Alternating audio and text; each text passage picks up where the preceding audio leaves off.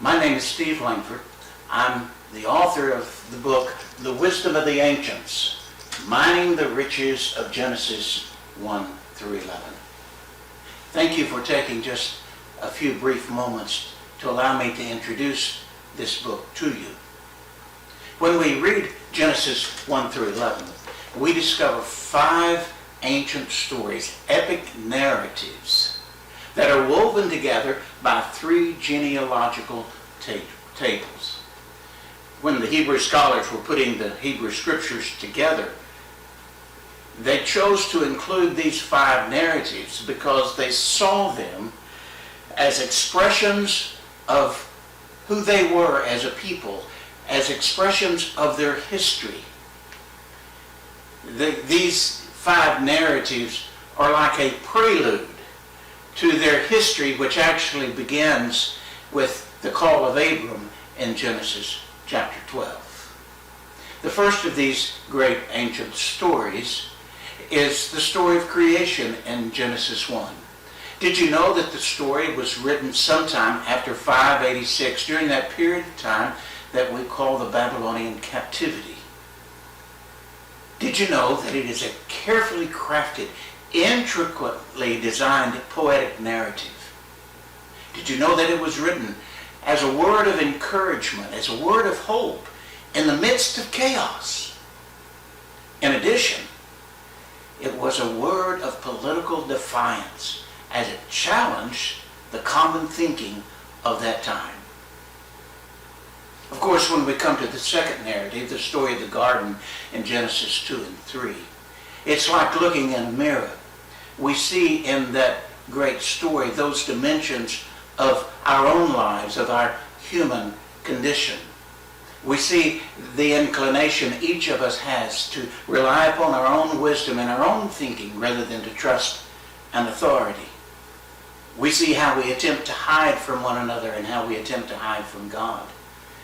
In the story of the garden, we see how we attempt to avoid personal responsibility by shifting the blame to someone else, by pointing the finger at someone else. The story of the garden revolves around the tree of the knowledge of good and evil, around the ability that we humans have to choose.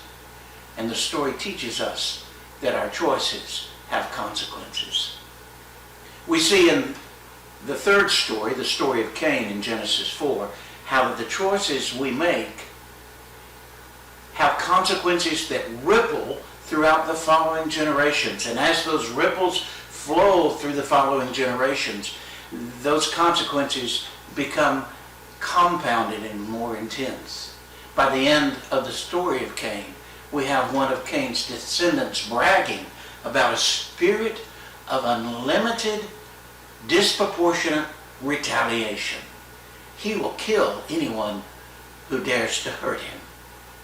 It is that kind of spirit that creates violence and chaos in the world. And the fourth story, the story of the flood, says that it is that kind of violence that corrupted the earth and was the reason for the flood. The story of Cain also raises an issue with which the Hebrew people struggled throughout all of their lives. How do we view and deal with the one that we see as other, as different from us? And that issue is as relevant to us today as it was when the story was first written. The fourth story is the story of Noah and the flood. Did you know that the story is one of the oldest stories in human history?